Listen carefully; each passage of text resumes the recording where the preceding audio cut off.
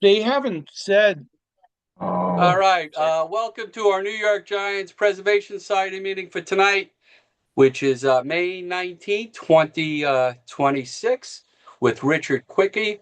Richard contributed to the Willie Mays, the Five Tools book. He wrote a great article on Willie being a father figure to Bobby and later on Barry Bonds. Uh, before we turn it over to Richard, just want to discuss a few other things with you. Next Thursday, we will have our fourth a meeting regarding dedicated to Willie Mays with Jackie Brandt, who is a New York Giant outfielder and San Francisco Giant outfielder, very accomplished major league player who was a teammate of Willie. So I want to wish all of the participants in the Cooperstown Symposium the best of luck next week. Jeff Cohen, especially. If anybody else here is speaking, good luck to them. I think Jeff is the only one here who's doing that. A couple of other things. If you're into Sabre, there's a new group on Long Island called the Ralph Kiner Chapter. If anybody's interested in signing up for that, just contact me. When we conclude this Willie Mays month, Norm and Harvey have made up a Willie Mays toolbox, which will list all of his, five tool player. Willie is probably two times that, 10 tools. So we'll have a list, a finalized list that best represents the New York Giants Preservation Society, which was a great idea by Renee. So, um, any of you who are affected by Memorial Day weekend, as far as losing people or the like, wish you all a peaceful weekend. I hate saying happy Memorial Day because I don't see how it's a happy holiday. People died fighting for the country. That's not a public service announcement. I'm just saying, I just never was comfortable saying happy Memorial Day. Happy beginning of summer, just about then. We'll leave it at that. So, anyway, let's turn our attention to Richard Cuicchi. Richard has been a multiple guest on our shows before. Richard, welcome back. Floor is yours. Thank you all. I appreciate you including me in the Willie Mays month series.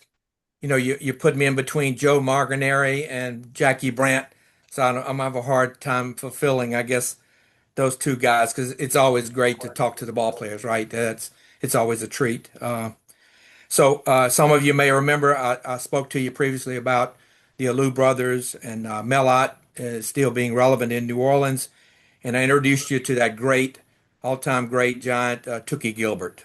So I know many of you remember that. I think it was Chris Green. I think a couple of weeks ago talked about his game with the four home runs by Willie Mays in the Five Tools book. So how did I get involved in that book? One of my special interests involves baseball relatives. I have probably for 30 years I've collected information about fathers, sons, brothers, uncles, cousins in professional baseball, both in the major leagues and the minor leagues.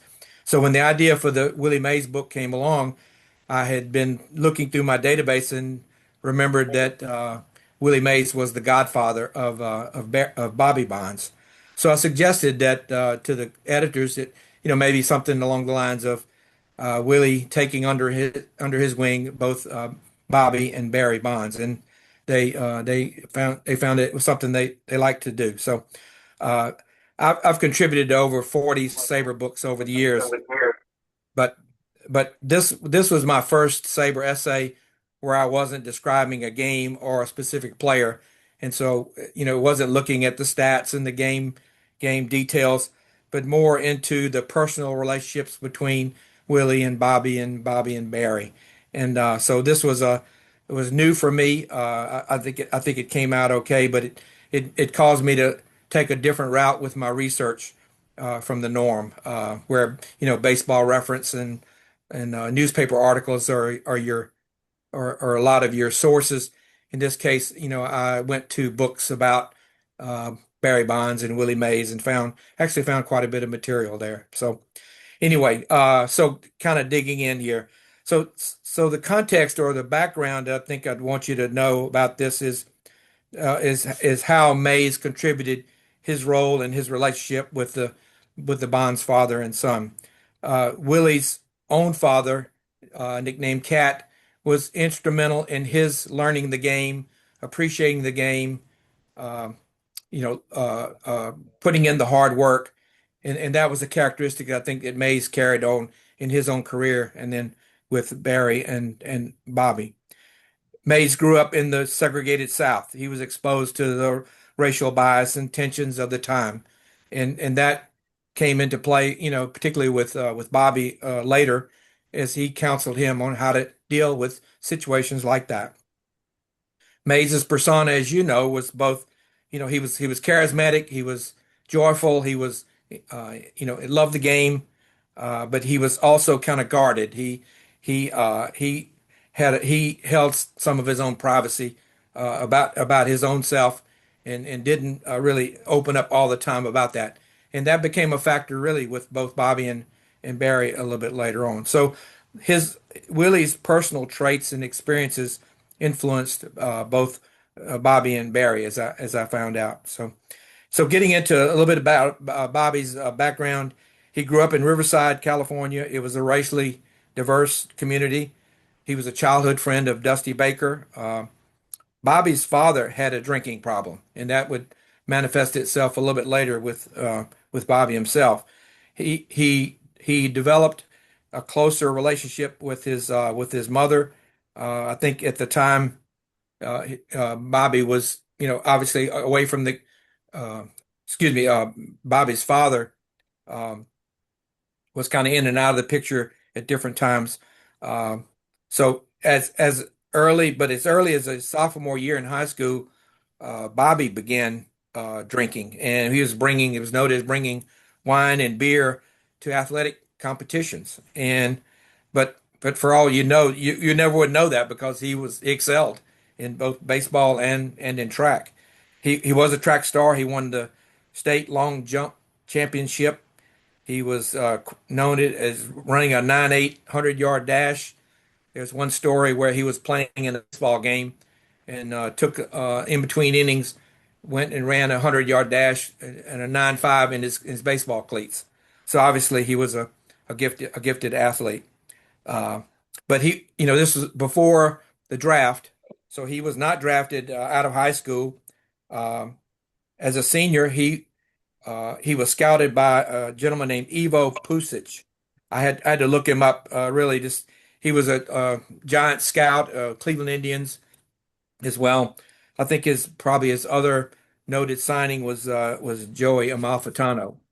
But when he approached um, Willie, it was like, excuse me, with Bobby, he was like, you could be playing with Willie if you signed with the Giants in about 3 years. And so um, the Giants offered Bobby an $8,000 signing bonus and a $500 per month guaranteed salary. So uh, Bobby had been married before finishing high school. In fact, Barry was born in July 1964, the same year that he graduated. So Bobby joined the Giants. He spent 3.5 years in the minors. Part of that was in North Carolina, where he again experienced some of the racial tensions that were still going on at the time. Um but like but he in 1968 he joined in May, I think it was, or June. He joined the Giants when Mays was in his 17th season. So Willie immediately took him under his wing, both on and off the field. Like Mays, Bobby was a combination of speed and power.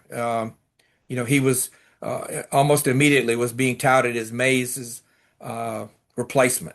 The media called him the next Willie Mays. Willie was noted for saying he didn't like that comparison, or he didn't like Bobby being put into that situation, and because it created some undue pressures and expectations that formed. So that was part of Willie's protective persona, was counseling Bobby to also be cautious with others, about listening to the hype, about um, about how to approach the game, and he was aware of Bobby's alcohol problem, so he took care to to watch him off the field, took him to dinners, took him to movies, kept him occupied. Uh, so in one of the areas again that he counseled Bobby was again around the racial hostility that he had faced in the Carolinas, because he advised him and said, "You're still going to find some remnants of that even in the major leagues. That you'll have some teammates that won't warm up to you, even some of the media." So uh, so he counseled him on that aspect of the of being a major leaguer. He also taught him how to be a superstar. That was part of his schooling. Was, if you're going to excel in this game, you got to have a persona of a superstar. You got to have a little swagger. You don't open up to everybody as you play. So and I think in the 1968-69 uh, time frame, Barry began hanging out in the clubhouse at age 4. So he was always noted for kidding around with Willie in the clubhouse. They were playing practical jokes on each other. Um, the Willie took him out on the field to play catch and to shag balls, and eventually Bobby's wife Pat asked Willie to become Barry's godfather, which he gladly accepted. Um, Bobby became a star in his own right in 1971. He was fourth in the MVP. He made his first All-Star team, his first Gold Glove. So he was doing well in the at the major league level. But then Willie got traded to the Mets in May of 1971, and Bobby took Willie's place in center field at that point. But Bobby, quote, found a quote says, "I never thought of myself as another Willie Mays. I just wanted to play ball." And then in 1972, the next year, Bobby's production took a little bit of a dip, and he said, "I just went through the motions." He said, "When Willie left, half of me left." Um, in 1973, he was arrested for drunk driving, and it became public, and so that uh, contributed to his becoming a little more moody, a little more aloof, as with the external outside of the team. Um, the Giants then traded Bonds to the Yankees for Bobby Mercer in October 1974, uh, and that ended his relationship there with the Giants, of course. Barry was 10 years old when Bobby left the Giants. He had continued to hang around Willie after Willie had finished playing.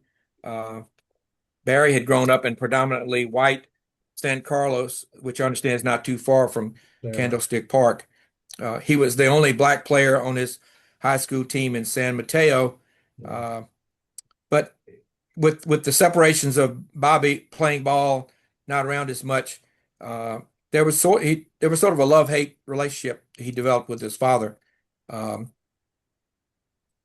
Bobby liked his passion for the game, but again, he didn't pay a whole lot of attention to his high school accomplishments, and so that affected to some degree Barry and how he proceeded with his career. Um, Barry was drafted out of high school in the second round in 1982, a year after Bobby's last major league season. He was offered an $80,000 bonus, but both Willie and Bobby advised him not to sign. And of course, he went on to Arizona State, where he became an All-American player. Uh, after his junior season in 1986, he was the sixth round pick of the Pirates.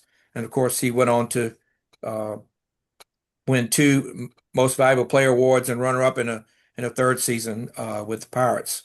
But then in 1992, he became a free agent. And what I found was that the Yankees and Giants were really the only two teams expressing serious interest in him. After the Yankees offered him a 5-year, $36 million contract, Barry declined it, and the Yankees withdrew from the pursuit. Uh, Peter McGowan had just purchased the franchise, I think, keeping it from moving. They were trying to move it to Tampa or St. Petersburg, and he saw Barry as part of his revitalization of the team in the Bay Area. And of course, Barry had found one comment where he said, he had dreamed of playing in the same outfield as his dad and Willie, and so the Giants seemed like a good good fit for him. So he ended up signing for 6 years, 43, almost $44 million with 2 option years. So in at the same time, Dusty Baker, who was his father's one of his father's friends, was hired as the manager of the Giants. Dusty brought in Bobby as the hitting coach for about 3 years there, uh, and so that created an environment where Barry could get more involved with his dad, one on one, and rekindle some of the maybe the earlier separation that they had. Um, when Barry came on, he had been wearing number 24 with the Pirates, and there was speculation about whether he would ask Willie to give up his number. He didn't. Willie offered to give him number 24, but instead he took 25, which is his father's number with the Giants. So Willie remained a factor in Barry's life. He counseled him on this, some of the same issues that he had with Bobby, and he in a way gave Barry a schooling that he never really got from his father. Um, but then Barry, drew closer to his father while he was a coach. During those, I think it was 93 to 95, I believe. But then Bobby got lung cancer in 2002, and as toward the end of his life, he told Willie, he said, look after my son. He will listen to you where he won't listen to others. So Barry took his father's death pretty hard in 2003, although he still managed to win his sixth most valuable player award. He wound up dedicating the award to his father that year. But then Willie took Bobby's advice to heart. He made himself available, over the winter with Barry. Uh, he helped to ease the pain of time without his father. But then the in December 2003 and carried over in 2004, the Balco investigation broke. Uh, I couldn't find any evidence that Mays was ever really aware of Barry's alleged use during that time. Maybe there was something there, but I couldn't find anything documented about that. But he continued to support Barry with frequent visits to the clubhouse and still, hung around with him. But he largely remained silent on the steroid allegations, although privately he remained, Barry's confidant. Of course, Dusty at the time, well aware of Willie's influence with Barry, basically told Willie, he said, "Look, what his comment was what Willie was telling Barry was superseded and was more important than what I could have told him." He said it was almost like Lord was talking. The Lord was talking to Barry. He said I wasn't the Lord, not even close, but Willie was Willie Mays' man. So Dusty actually deferred to a lot of the one-on-one uh, counseling and confidence building with Willie. In let's see, in 2004, Barry was approaching Willie's 660 home runs. Um, he said, "I never wanted to pass Willie. He's my idol, but he's the one who encouraged me to go after it all, just like my dad did. And so I listened to my dad." Willie put the period on after the sentence. On April 12th, 2004, Barry tied Willie's mark at SBC Park. Willie presented him with a diamond-crusted souvenir Olympic torch type item as a symbol of passing the torch. Uh, Barry was quoted saying, "My father was supposed to be the next Willie Mays. I kind of kept the tradition in my family. It feels great." Barry passed Willie the next day, but there wasn't as much fanfare as the day before. Barry admitted the 660 mark was more special because of his relationship with Willie. As you know, Barry failed to receive support for the Hall of Fame. While some of the older players came out against the players that allegedly used PEDs, uh, uh, notably Joe Morgan was one of those. Willie was a vocal supporter of Barry. His point was just go look at his numbers, and you can't deny that he belongs in the Hall. Uh, but ultimately, as you know, Barry was not elected. In a way, really, Willie could relate to Barry's banishment since his own image had been tarnished when Bowie Kuhn, prohibited Mays and Mantle from associating with major league clubs while they were working for a casino, I think in Atlantic City. It was kind of stupid now that you think back on that. But in a way, Willie knew what Barry was going through and being shut out at the Hall of Fame. Uh, at the retirement ceremony for Barry's jersey in 2018, Willie called for baseball writers to vote for his godson into the Hall of Fame.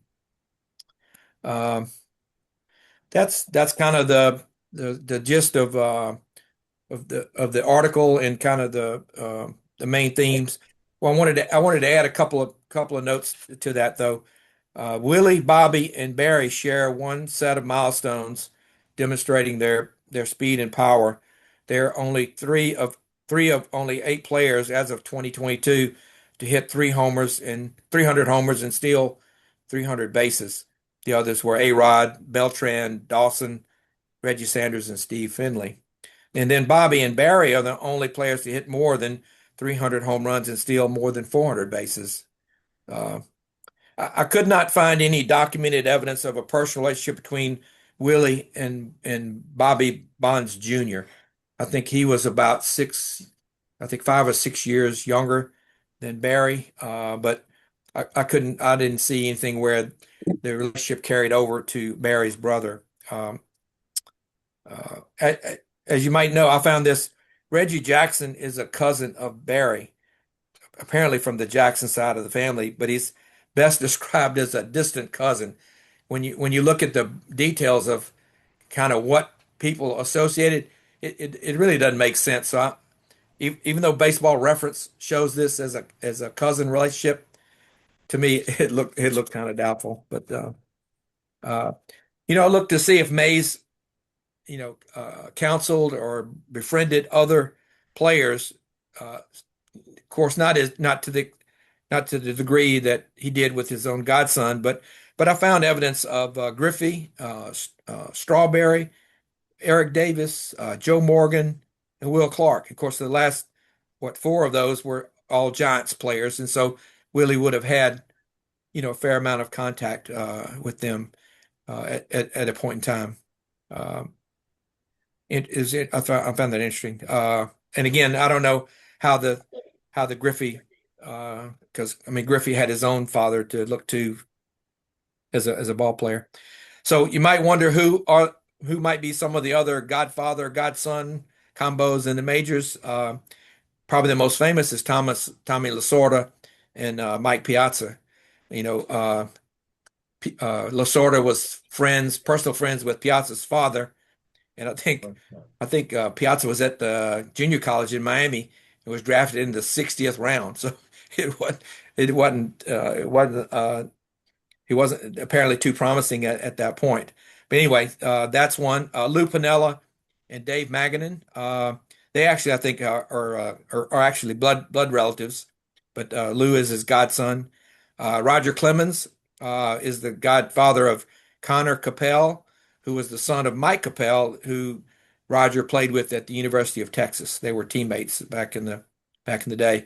And then I found Mookie Wilson and Preston Wilson was his stepson. I mean, it was his godfather, and I think it was also his stepson.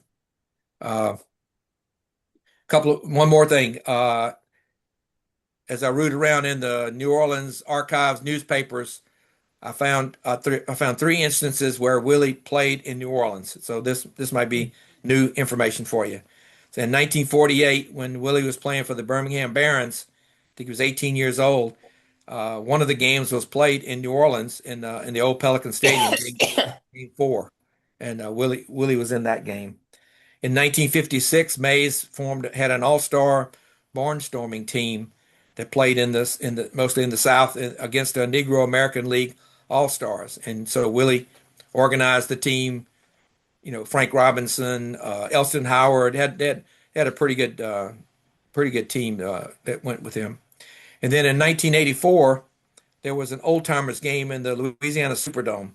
It's called the All Time All Star Game, and Willie played in that game and and went 3 for 3. So Oh, he was still kicking back then. So okay, let me stop there and see what questions you might have. And Rich, that was fabulous. Way to continue the love in with Willie Mays this month. I have a couple of questions for you. You mentioned Willie had such a big influence on Barry. There was no way he could stop him from those off-field activities that really tarnished his career, because when I was growing up and I first became a Giant fan, you know, Mays was just about done. McCovey was pretty close to the end. I latched on to Bobby Bonds and Chris Spire. I loved watching Bobby Bonds play. Willie really couldn't stop him, huh? Apparently not. I mean, I never found anything where where he had enough influence to where he could curtail his off field activities. Um, And my other comment is, I heard Barry Bonds talk a lot, um, and whether he did steroids or not, that's anybody's opinion. But it seems apparent that he certainly didn't drink. Uh, did he show animosity toward his father? Because anytime you hear Barry Bonds, it's always Willie. It's always Willie. You know, I think he knocked him out once with that catch, and he was yelling at his father, "What'd you do to Willie?" kind of a thing. yeah, I think they went through periods of like I said, love-hate relationship. I think early on, I think during his amateur days, apparently they didn't get along that well. And then finally, I think when Bobby became a coach, that they got a lot closer at that point in time, and I think he gained a lot more respect for him, as the father figure. Look to him for different things, help him with the game. So I think it changed, it developed, it evolved over time. The best way I And I can got to describe it. tell you one last thing. When Bobby Bonds was the coach for the Giants under Baker, it was very hard to envision Bobby Bonds with number 16. I'm sorry. He was always Yeah, number 25 to me. So, that's right. Steve, you're up, Steve. Rich, thanks for your presentation. Just a couple of points. The picture over your right shoulder, I can't make it out. Who was the ball player? On this side over here, Right shoulder. On the other side, yeah, the right shoulder. You have a great background. that is a player named Dave Boo Ferris, who pitched for the Red Sox in Ferris, yeah. 1946, 45, 46. He was from my hometown in Shaw, Mississippi, and we became good friends. Yeah. Oh, I know the name.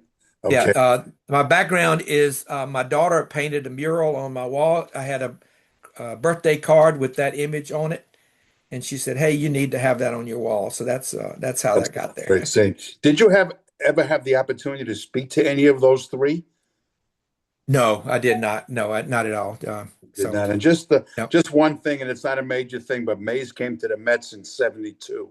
Might have been a typo. Okay, maybe. Okay, Or you you're may have right. just said it wrong. So that's That's all. correct. And, No, you're May lastly, of 72. nothing You're to do with correct. the presentation, but I want to wish, on behalf of all of us, I want to wish Gary an early happy birthday, which Oh, is thank you. Thursday.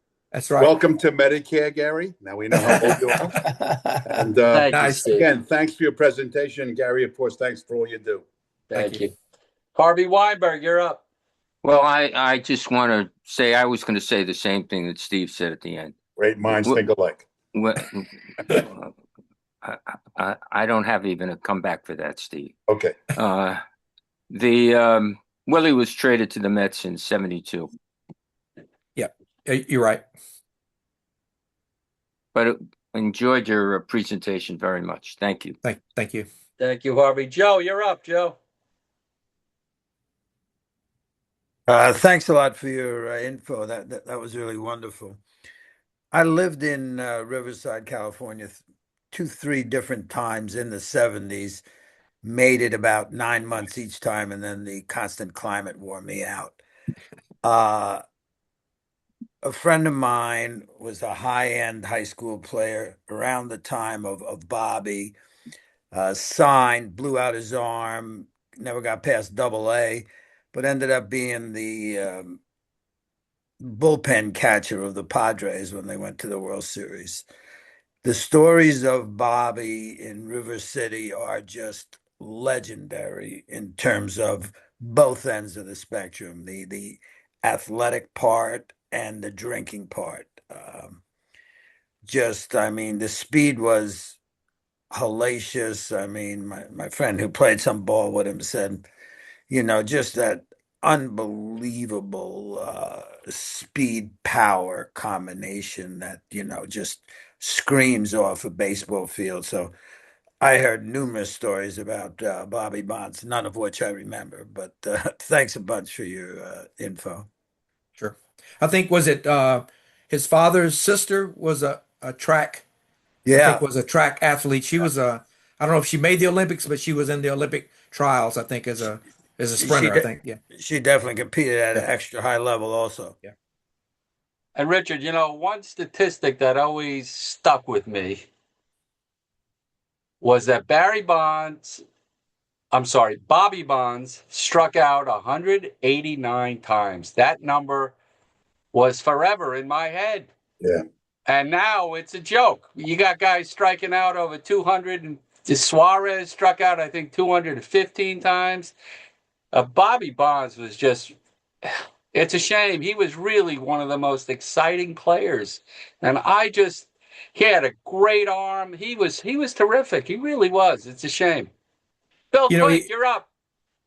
Thank you, Gary, and thank you, Richard. I apologize if the first question you answered in some manner, shape, or form.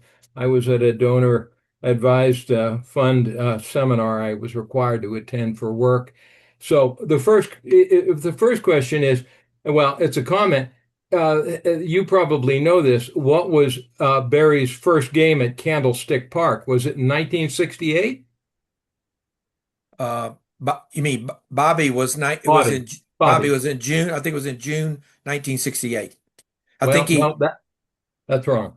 It was actually in July of 1966. He played after the Giants game. The Oh, Fresno Giants came up and played an exhibition game. I believe it was 3 or 4 innings. It was included in the admission for that Sunday game. So that's one that's a technicality, but yeah, yet that's he cool. stepped on the field and played a game in 1966. The second point, and maybe Russ could help us with this. When Barry was playing at Sarah, were there any other guys on that team? That was a pretty good high school team. Were there any other guys that either signed professional contracts or played in the major leagues aside from Barry? Do you know on that, Russ? There was nobody that signed professionally. There's a guy by the name of Rob Leary who played at LSU, was drafted by the Expos, I think.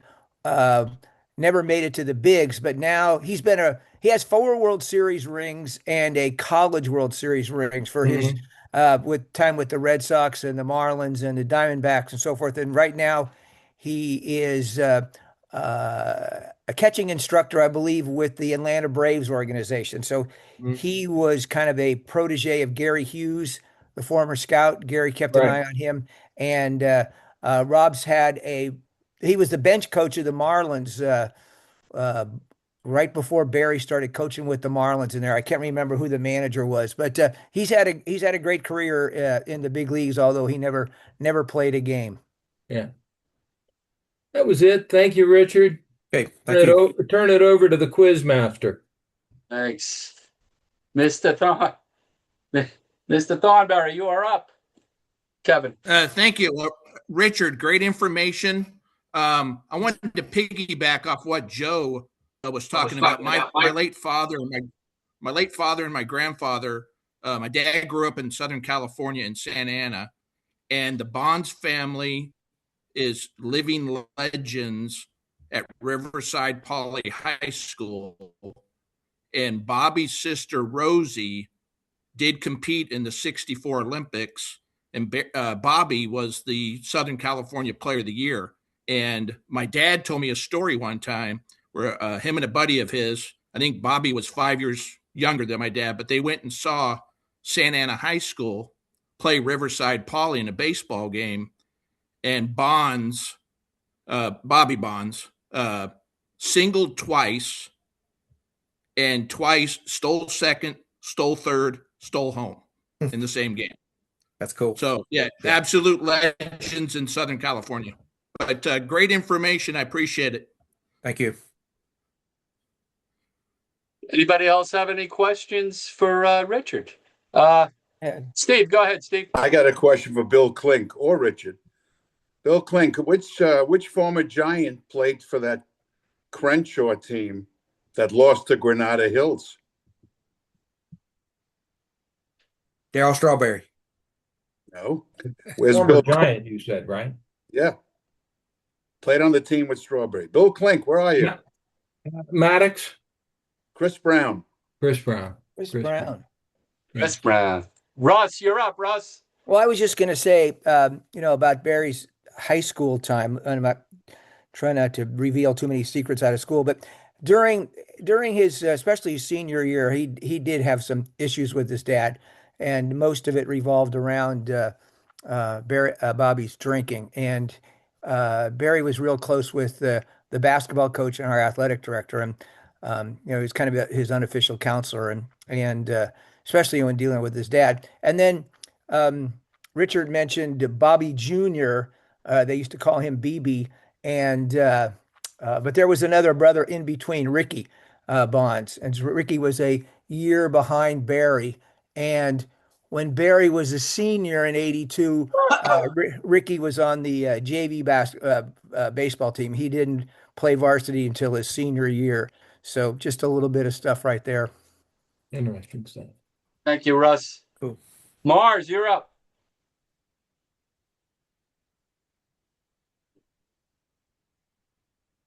Turn the volume up. Mars, you're Turn the muted. volume up. Many Yeah, prefer it sorry this way, about that. but Mars, go ahead. Sorry about that. Does Barry or Dusty Baker's son, are they on any level of professional baseball? What do you mean? Are they in the minor leagues or are they in college? Darren Baker played in the majors, I think, briefly with the Nationals. I don't know if he's back again in this year, but Darren was the one who was scooped up by JT Snow at the home plate that year in the 2002 Playoff. Jim Mully, is World Darren Baker in Rochester?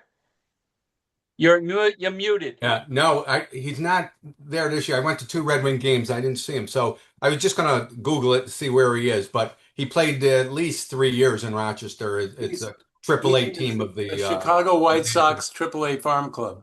Is that where he is now, Chicago? I don't know. AAA? But How old is Barry Bonds' eldest? And is He's he probably playing? about 30 now, and he was never much of a baseball player. He played some basketball in high school, but he never was much of a baseball player. Richard, I got another question for you. Families, they usually imitate each other. What prevented Barry from drinking? Well, I'll say that Barry's not a teetotaler by any means, but he certainly is not the kind of drinker that his dad was. And I think that seeing his dad just turned him off to that. He did not want to be a repeat of what he saw at home. And Barry was really close with his mom as well. And so I think he saw some of the things that uh, his dad did that might have hurt his mom. So I really strongly believe that Barry just did not want that life for himself and for his family. And either one of you, Richard or were the Bonds, Bobby Bonds, and the wife, were they estranged or were they, married when Oh, Bobby they was were married. They They were were married. okay. Yeah, yeah. Okay. They didn't live too far from my wife's house, and I'm not sure if I mentioned this in a thing before, but when Barry and Ricky played Little League, he was on the team that my father-in-law coached, and Oh, so that's cool. we have some pictures with my wife as the scorekeeper and my brother-in-law and my father-in-law, and I tell Barry, get your ass in the Hall of Fame so I can send that to Cooperstown, and That's my right. wife can be. That's cool. That's cool. Yeah. Yeah, it is pretty cool. That's great. Anybody else with a question before we say goodnight? Bill, go ahead. One kind of memory to close it out. I don't know, maybe Rick, maybe somebody else was actually there the night that Bobby hit his first home run. I was not, but I was listening to the game coming back from De Anza College, taking summer school courses, and I was getting off the 101 freeway at the Rengsdorf exit, which is where Google is right now, or close to it. And I just remember the electricity in Hodges' voice. He knew this was not going to be the last. It was a big home run, and I don't say that I saw many guys hit their first home run, and I didn't see Bobby, but I heard it, and it stuck with me all these years. Yeah, I Wonderful. was the same way, Bill. I was on my way to see Gone with the Wind in San Francisco, and this was a special date I had with this gal, and Uh-oh. I heard Bobby's first home run, and then never dated the gal again. Well, didn't Gone with the Wind, a premiere at Candlestick? Very Oh, good. That's one of your better. that's good, Mars. That's good. Oh, That's okay. good. Rich, what is next on your publishing date? Anything working on? I'm working on Saber has a book on the 2002 Angels, and so We I'm to won't do a be reading that. We won't be Yeah, reading burn that. that yeah. thing. God dang, burn that one. I'm doing a biography of a player named Sean Wooten, and that's primarily that's the biggest thing I got going right now. So Wonderful. Steve, go ahead. Wrap it Yeah, up. before a lot of people get off the air, again, thanks for your presentation. Just by a show of hands, how many are considering going to Cooperstown in 2027 for the Buster Posey deal? Gary, you see everybody, so I don't know how many people's hands are up. Jim, Willie, Kevin, Okay.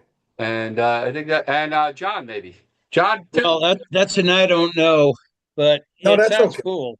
We got to lift to see it first, but just an idea. Okay, thank you. Hey, can I just ask Russell a quick question?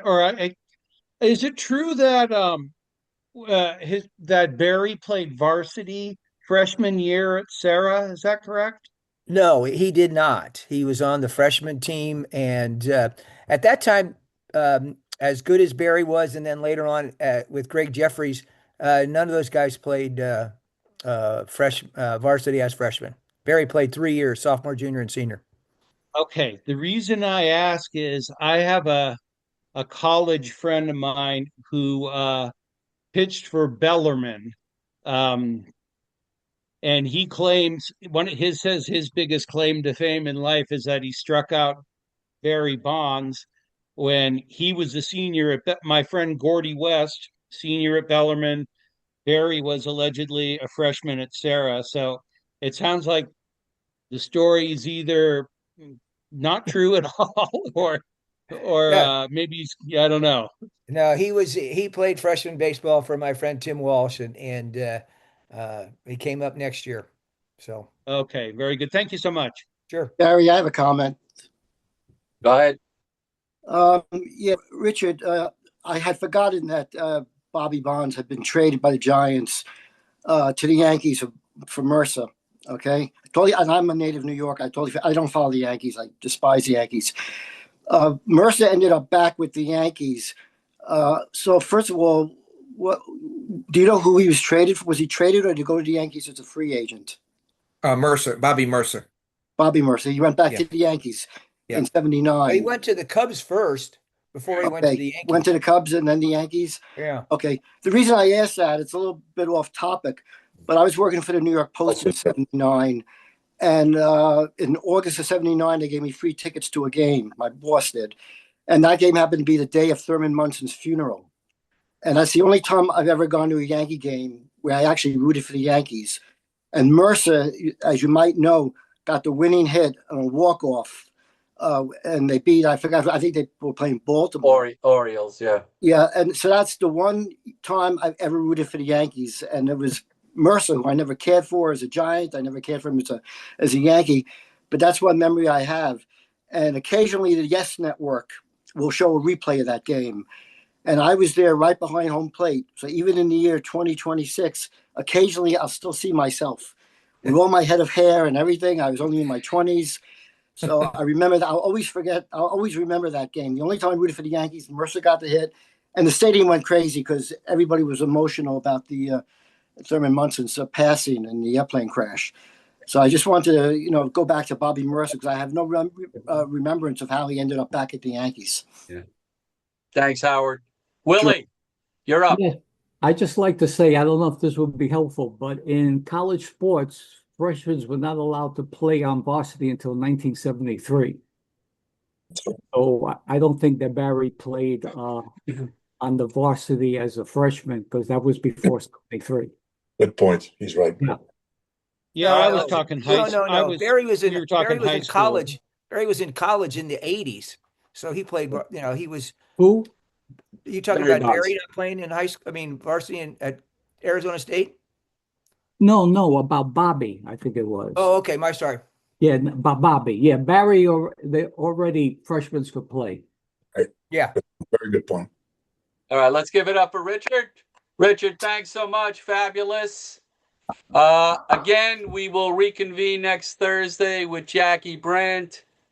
Have a good beginning of your summer. And again, on Monday, remember why we're supposed to be having a good summer, beginning of the summer anyway. So if anybody wants to hang around, talk a little Giant baseball, I'm going to shut off the recording. And Rick Swig, it is great seeing you. That I can tell you. Russ, do you ever come down to Arizona?